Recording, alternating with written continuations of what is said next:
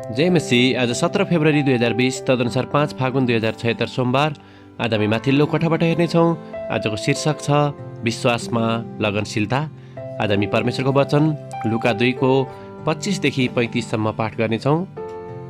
यरुशलेममा Simeon नाउँ भएका एकजना मानिस थिए। उनी इजरायलका सान्त्वनाका आशा गर्ने धर्मी र भक्तजन थिए र पवित्र आत्मा उनीमाथि हुनुहुन्थ्यो। परमप्रभुका ख्रिस्टलाई नदेखेसम्म तिमी मर्ने छैनौ भन्ने प्रकाश उनले पवित्र आत्माबाट पाएका थिए। उनी पवित्र आत्माको प्रेरणामा मन्दिरभित्र आए।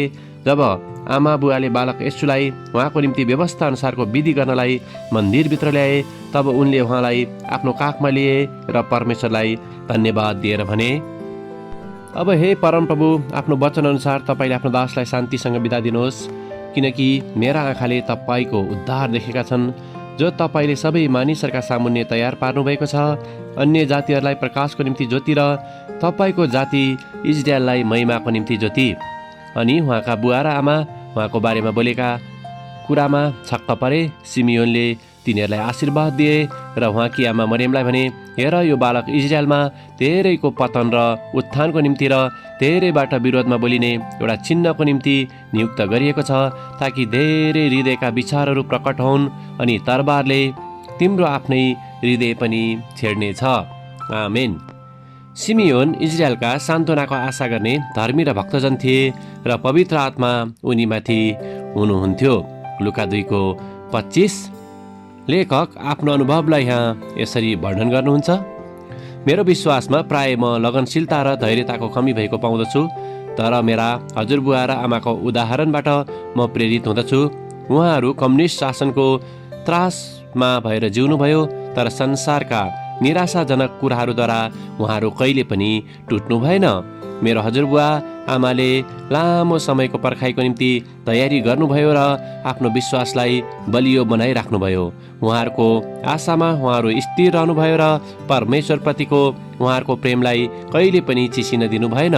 अटुट आशासहित उहाँहरूले परमेश्वरको समयलाई पर्खनुभयो। मेरो हजुरबुवा आमाले परमेश्वरको निम्ति पर्खने कुरामा लागिरहनुभयो, किनकि उहाँहरूले परमेश्वरलाई प्रेम गर्नुभयो। यद्यपि उहाँहरू मानिसहरूबाट निराश बनाइनुभयो, तर पनि परमेश्वरले उहाँहरूलाई कहिले निराश बनाउनु भएन।